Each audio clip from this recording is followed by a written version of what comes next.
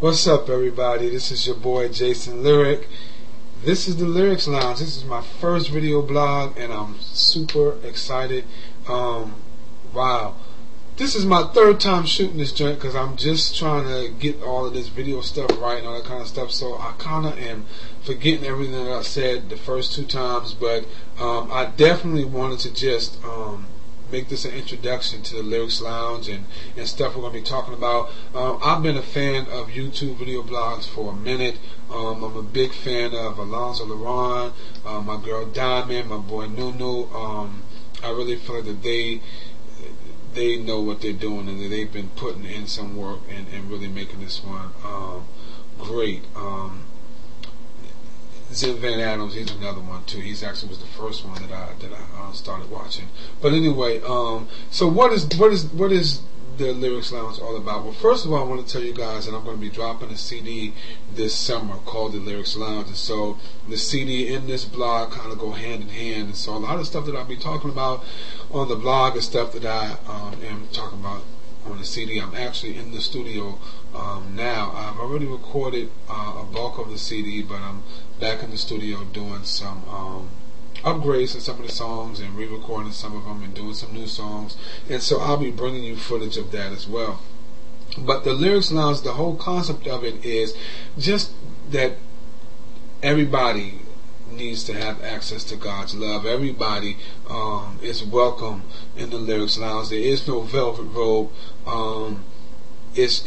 It comes from the fact that I feel like that a lot of times some Christians, some church folk really push people away. I mean, in 2010, I think a lot of the churches are empty, especially the black churches, because they are pushing people away.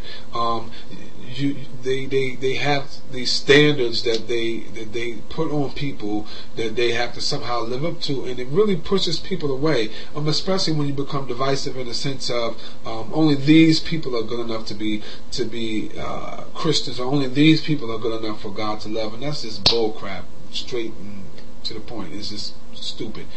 But unfortunately, it's a lot of us who have grown up in the church or have been in the church for a while.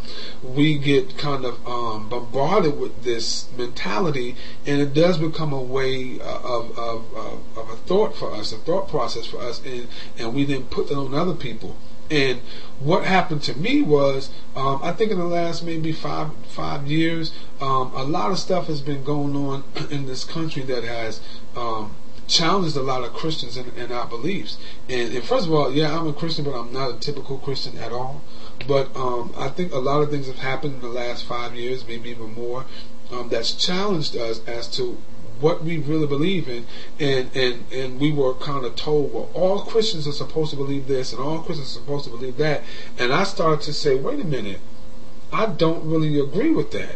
And I had to ask myself, why do I believe something different than what I've been traditionally taught, and where does it come from, and why do I believe in it? And so I challenged myself, and when I did that, and I really went to the source, I went to God, and I started to get truth, I believe, from God about a whole lot of stuff, and I've been just digesting it all, and now it's time for me to give that knowledge to you guys. And so I believe that there is an audience for it. I believe that I have been watching YouTube and the news and talking to folk and everything, and I really believe that now is the time. People are ready to hear truth. The problem with that is that so many of us have been fed the lies for so long that the actual truth comes off as a lie, and the lie actually has become the truth, unfortunately. And so that means it's harder for us who actually now have the truth to actually bring the truth out. What's really weird too is that a lot of Christians, some church folk, they forget that God is not dead. You know, at the end of the Bible, God don't die. You know, even when Jesus died, He rose again. So He ain't dead. And people tend to just worship the God of the Bible, or the God that the preacher talk about in the church, forgetting that God still exists, that God is still making the sun come up and go down even in 2010, that God is still relevant in 2010, that God is still talking to us in 2010. And so I started to just go to God, because I know God is still alive. That's my whole faith. I believe God is real. And so I believe that because I know that I have a real relationship with God, and that I really do seek truth. I don't follow man. I don't just do what other people say to do or believe or whatever because it's popular or whatever. But I really try to have a real relationship with God and real understanding about what it is I believe.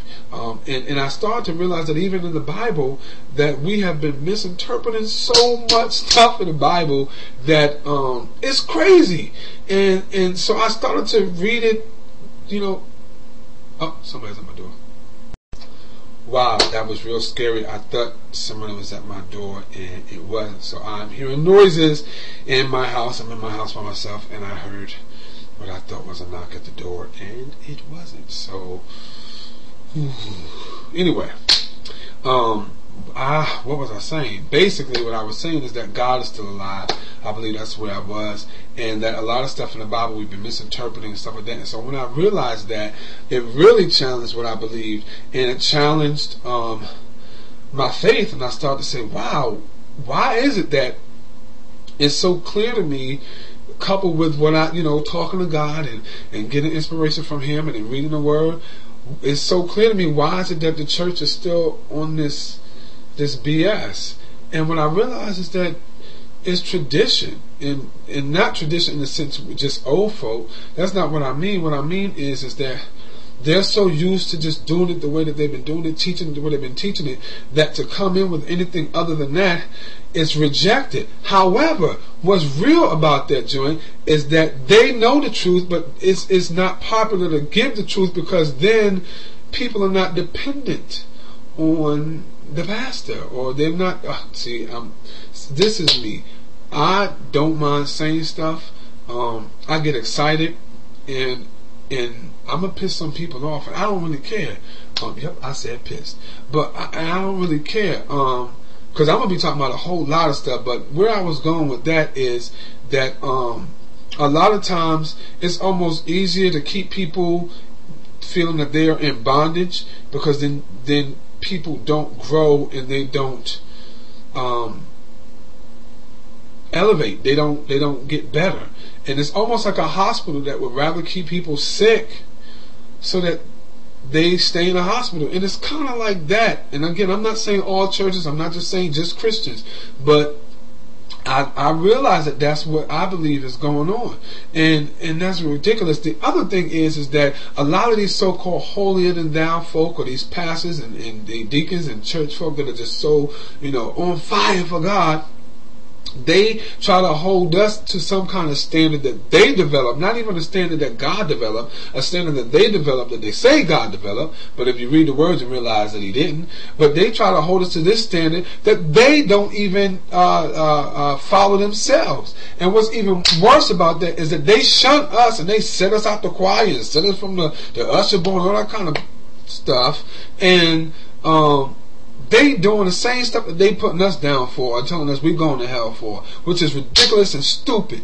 See, that crap gets me mad, because you know the truth and yet you still put out lies, and that makes me mad. And so that's what I'm about. And folk gonna be mad, but I feel like this is real. This is real relationship with God. This is real Christianity, or whatever your faith is. This is real. And I want you guys to know that you don't have to feel doomed. Come on, you know what I'm saying? So anyway, I'm gonna talk about a lot of stuff, and this is just supposed to be an introduction. But this gets me excited, because I really feel like that people are going. I know for me, I've just been set free from this knowledge that God has given me. This ain't no hocus pocus stuff, and this ain't no weird stuff. This is just truth, knowledge, and I'm not here to tell you what to believe or what not to believe, or how you should believe. That's not my role. I'm really here to provoke you to challenge yourself, what you believe and why you believe it, just like I did. You may agree with some of the stuff I said, you may not, which is cool, because if it gets you thinking, if it gets you moving toward a closer relationship with God, talking to God more and getting answers for yourself, then that's the purpose. The other thing is that what God is talking to me for my life may not be for you, but it don't mean God ain't say it. Or what He's telling you, I might not agree with, but it don't mean that that's not what He's telling you. And who am I to say you are not having a relationship with God, and you're not talking to God, and you're not close to God because of what? How you dress, who you sleep with, what you cut, whatever it is.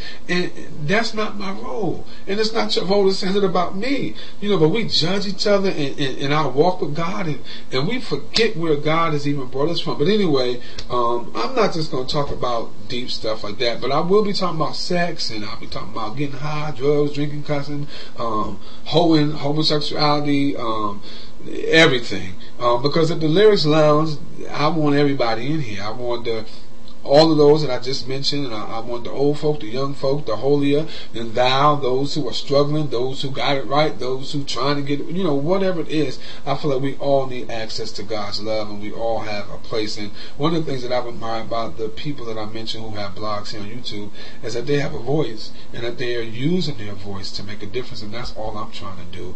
And so I want to know that you guys are here, that you're listening, that there is an audience for this message that God has given me. I know there's an audience, so I just need you guys to subscribe. I need you guys to make comments, even if your comments are, hey dude, you a little too ugly to be up on here, but I get what you're saying. Even if you want to say stuff like that, I'm cool with it. Just subscribe and make comments, so I know that you guys are out there. That would be so lovely. But I really am excited about this, and I'm not just going to be talking about deep stuff. Like I said, I'll be talking about celebrities, and I'm a big music fan, so I'll be talking about what's going on in the music world, the entertainment world, all that kind of stuff, doing commentaries and reviews, sometimes having interviews with folk. I have a best friend, me and him debate all the time. We're really like brothers, and we'll be debating. I'll give you footage of me in the studio and how I'm progressing with the CD. I'm actually going to be pledging a fraternity, so as much as I can share with you all about that, I will be doing that as well on here, and just having a good time and just see what happens. It's kind of nerve-wracking a little bit because I'll be exposing myself. Some people are going to be shocked who know me, because I've been digesting a lot of this and just kind of keeping it to myself. But real talk, it's time, y'all, and so I'm not afraid. Just like Eminem said, even though I do not really like that song, I just don't like it. It just, I don't know, I just wasn't expecting him to come out with something like that. But anyway, this was just an introduction. I am your boy Jason Lyric. Subscribe, make comments, and yeah, I will talk to you guys soon. And yeah, topics coming up real soon. And let me know what topics you want me to talk about. I think I already said that, but anyway, I will talk to you guys later. Peace.